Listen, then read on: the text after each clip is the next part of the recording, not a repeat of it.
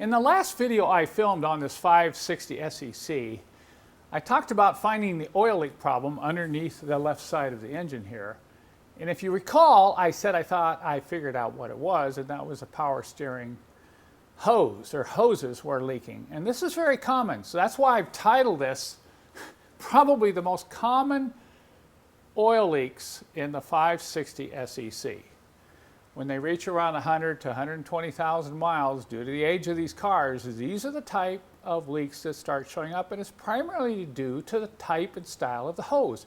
For some reason, the low pressure power steering hose on these older Mercedes-Benz all seem to start leaking at about 25 years to 30 years old. And so is the case with this 560 SEC.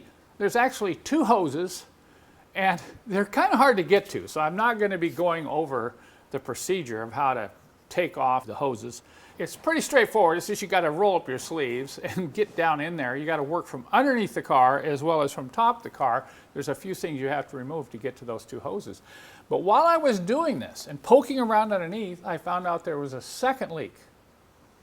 Now that leak was disguised by the fluid leaking down the frame and going back. It actually started to wet underneath the driver's side floor. And you think, well, man, where's that leak come from? Well, what happens is over time, just the smallest leak can blow down underneath the car and begin to wet areas underneath the body pan. And when that happens, you're going to have to do some detective work. Remember, the leak that you're seeing, or the wetness you're seeing, is probably not where the leak is coming from, if you follow me. It's like finding leaks in the roof of a house, okay? They can be really hard to find sometimes. What happened was, as soon as I started pulling the hose, I noticed some wetness coming from another hose. And that was actually leaking down on top all the wetness created by the leak in the power steering hoses. So don't ever assume just because you found one leak that's the end of the problem. I had already planned to replace those two hoses, drive the car and double check, but when I saw this, I said, hey, this is classic, because I've seen this so much on the old W123 300TD wagons. This hose, it's a low pressure hose from the reservoir for the hydraulic fluid for the rear suspension, and it's a braided hose. And you know, I don't know, these braided hoses tend to leak from the inside out. That's right, they leak from the inside out, and I'll show you here in a couple minutes.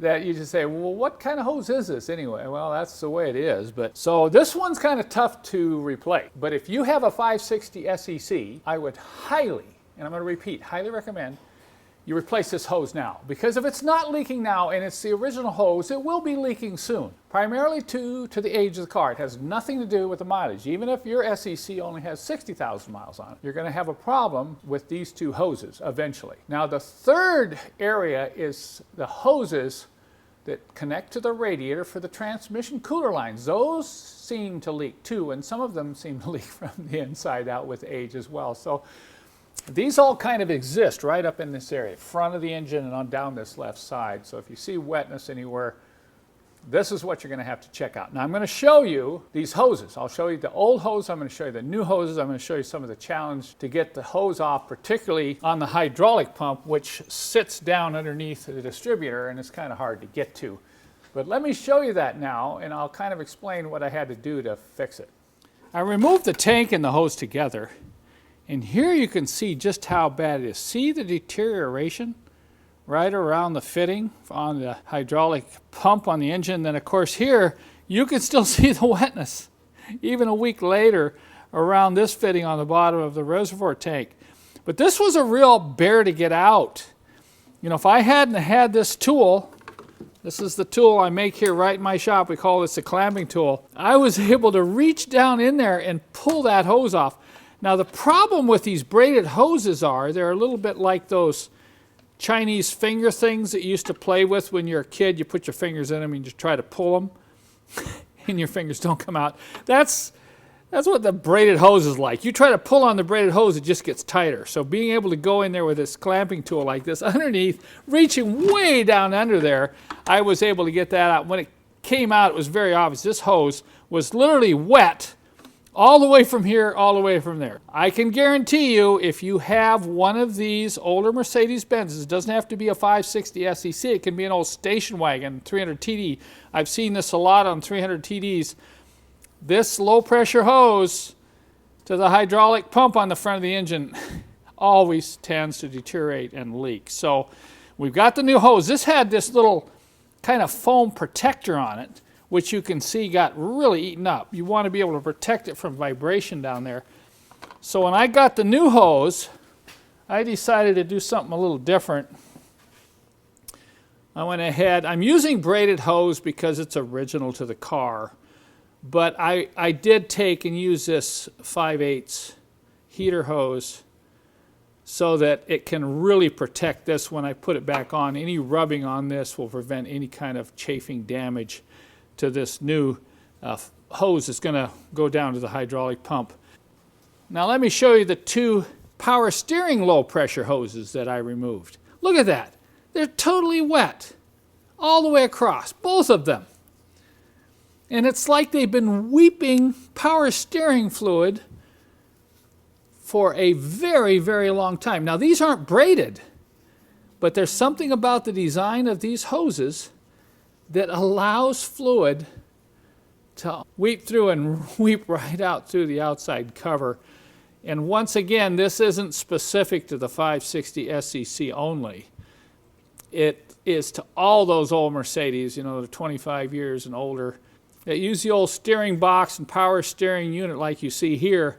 So you can buy this hose from our website. You get it in longer lengths, and it's pretty standard to lots of years and models. So just go out to your car and take a look at your power steering hose.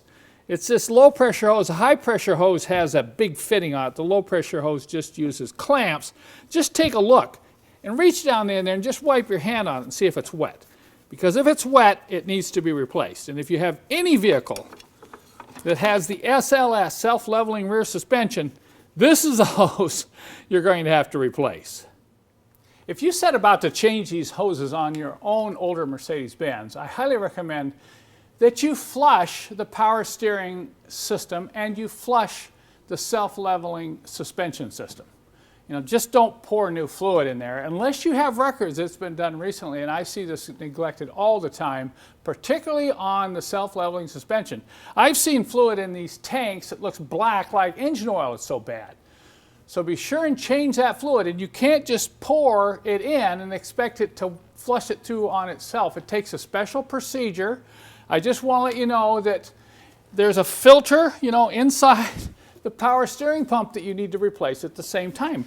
There's also a filter inside the hydraulic fluid reservoir. Now, on these newer ones, it's plastic and it can be cleaned, but what I found is these plastic filters, when they get old, they get kind of brittle and they're easy to crack.